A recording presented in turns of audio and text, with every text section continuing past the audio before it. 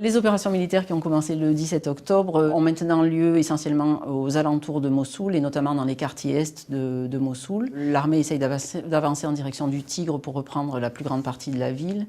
Et il y a un deuxième front qui s'est ouvert au sud de Kayara, en direction de Shirkat et d'Awidja.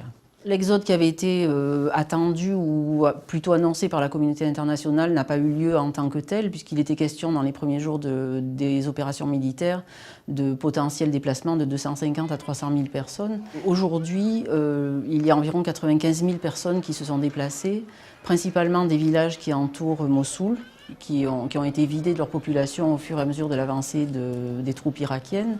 Certains déplacés commencent à retourner dans leur village, dans les zones qui sont contrôlées par l'armée depuis suffisamment longtemps. On continue quand même à avoir beaucoup de personnes qui sortent des zones où se déroulent les combats dans l'est de Mossoul. Donc ces personnes se rendent dans des camps qui avaient été prévus justement dans la perspective d'un déplacement massif de population dans la zone d'Hassan Cham et de Khazir, notamment à quelques 40 km à l'est de Mossoul.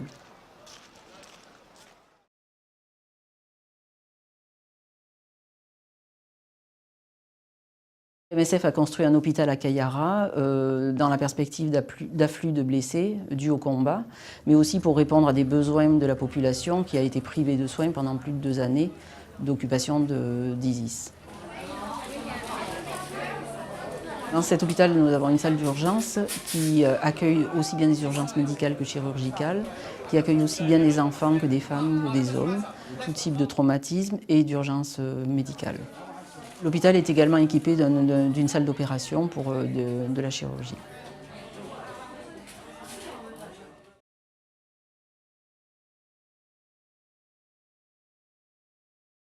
MSF intervient dans les camps de déplacés pour apporter un soutien psychologique à ces personnes qui ont subi des traumatismes importants. Les équipes de MSF, composées de psychiatres, de psychologues et de conseillers psychosociaux, prennent en charge des patients qui souffrent de stress post-traumatique, qui souffrent également de dépression et qui n'ont pas bénéficié de soins pendant plusieurs années. Nos équipes s'occupent essentiellement des cas les plus sévères.